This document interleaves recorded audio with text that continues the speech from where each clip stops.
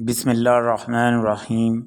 جب راجہ جے پال نے دیکھا کہ امیر سبکتگین کے ساتھ جنگ طویل ہو رہی ہے اور کچھ خاص نتیجہ نہیں نکلا تو گھبرا کر اپنے چند ایلچیوں کو اس نے امیر سبکتگین کے پاس صلح کے لیے بھیجا اور اس نے کہا کہ وہ ہر سال خراج باز کے بدلے میں اس کی صلح کا پیغام قبول فرمائے۔ امیر سبکتگین نے انسانی ہمدردی کے پیش نظر اس درخواست صلح کو منظور کر لینا چاہا، لیکن سلطان محمود نے اختلاف کیا، جس کی وجہ سے صلح نامے کی تکمیل میں تھوڑی سی تاخیر ہوئی۔ اس پر جے پال نے ایک سمجھدار ایلچی سلطان محمود غزنوی کی خدمت میں بھیجا۔ اس ایلچی نے راجہ کا پیغام دیا کہ ابھی آپ اہل ہند اور خاص طور پر راجپوتوں کی جہالت اور تعصب کی حقیقت سے پوری طرح واقف نہیں ہیں۔ قوم کی جہالت اور بے فکری اس حد تک پہنچ چکی ہے کہ جب ان پر کوئی مصیبت پڑتی ہے اور اس سے چھٹکارا حاصل کرنے کا کوئی ذریعہ نہیں رہتا تو یہ آخرکار مجبور ہو کر یہ قدم اٹھاتے ہیں کہ اپنا تمام مال و اسباب اور بیش قیمت اشیاء مایوس ہو کر آگ کی نظر کر دیتے ہیں اور اس فعل کو اپنی آخرت کی بہبود تصور کرتے ہیں، لیکن اگر اس کے بعد بھی اپنی مصیبت سے چھٹکارا پانے کی کوئی راہ نظر نہیں آتی تو اپنے قدیم رواج کے مطابق اپنی عورتوں اور حرام سراؤں کو بھی نظر آتش کر دیتے ہیں، اور پھر جب یہ دیکھتے ہیں کہ ان کے پاس دنیاوی مال و متاع کچھ نہیں رہا تو پھر یہ دشمن سے زبردست معرکہ رائی کرتے ہیں اور اس معرکے میں اپنے آپ کو بالکل فنا کر دیتے ہیں اور سوائے مٹی کے ان کا نام و نشان باقی نہیں رہتا۔ اب ان کی مصیبت اس حد تک پہنچ چکی ہے کہ اپنے پرانے دستور کے مطابق عمل کریں۔ اگر آپ کو ان کی تباہی و بربادی ہی منظور ہے تو خیر، ورنہ بہتر یہی ہے کہ آپ صلح کر کے ان کو اپنا ممنون بنائیں۔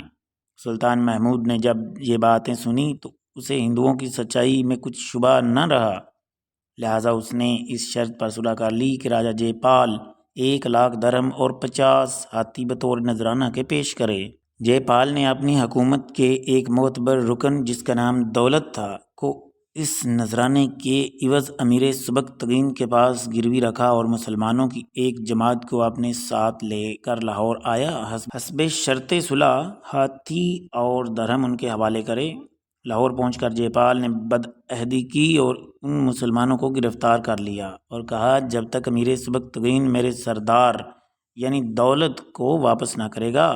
میں ان مسلمانوں کو قید میں رکھوں گا۔ مورخین لکھتے ہیں کہ اس زمانے میں ہندو راجاؤں کے دربار کا یہ دستور تھا کہ ملک کے عاقل اور فہیم برہم راجا کی داہنی طرف اور کھتری اور سپاہی بائیں جانب بیٹھتے تھے۔ جب کوئی اہم معاملہ درپیش ہوتا تو یہ درباری راجا کو اپنے مشورے دیا کرتے تھے۔ چنانچہ اس مسئلے پر غور و فکر کا موقع آیا تو یہ درباری اس نتیجے پر پہنچے کہ راجا کی رائے بالکل غلط ہے اور اس کا یہ فعل انتہائی نامناسب ہے۔ راجا کی دائیں اور بائیں دونوں طرف سے بلا اتفاق ایک ہی آواز بلند ہوئی اور سب نے یہ کہا کہ ایسے طاقتور دشمن سے وعدہ خلافی کرنا احتیاط اور عاقبت اندیش بالکل